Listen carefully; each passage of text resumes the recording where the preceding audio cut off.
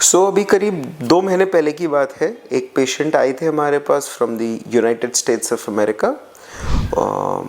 वहाँ पे उनका एक पर्टिकुलर डेंटल ट्रीटमेंट था जो कि missing teeth, gaps in teeth के हिसाब से था।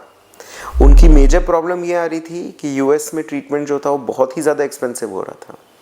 तो उन्होंने प्लान करा इंडिया आने का। यहाँ पे उन्होंने ऑलरेडी मल्टीपल डॉक्टर्स के साथ कंसल्टिंग का प्रोसेस स्टार्ट किया था। वो हमारे पास भी आए, विजिट करे, हमने हमारा ओपिनियन दिया, अदर डॉक्टर्स ने सबका ओपिनियन दिया। आई थिंक ओपिनियन मोर और लेस सेम ही था कि उनको फुल माउथ रिहेबिलिटेशन की ज़रूरत है, जिसके अंदर कहीं पे इम्प्लांट्स होंगे, कहीं पे नेचुरल टीथ को बचाना होगा।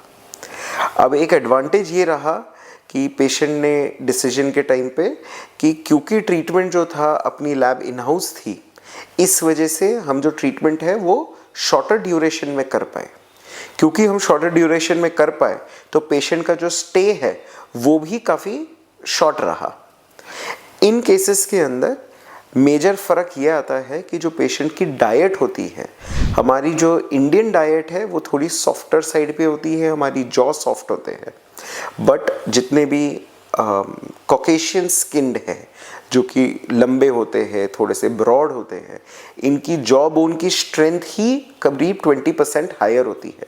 तो इन केसेस के अंदर जब लैब में हम इंस्ट्रक्शंस देते हैं तो एक थिकनेस प्रोस्थेसिस के अंदर रहना बहुत ही ज़्यादा ज़रूरी हो जाता है।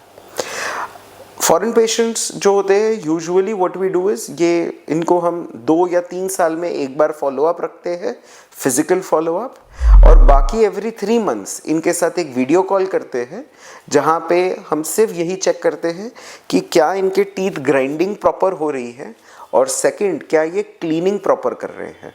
क्योंकि ये दोनों वर्क के लिए they can go to their local dentist and get it rectified at a very minimal cost.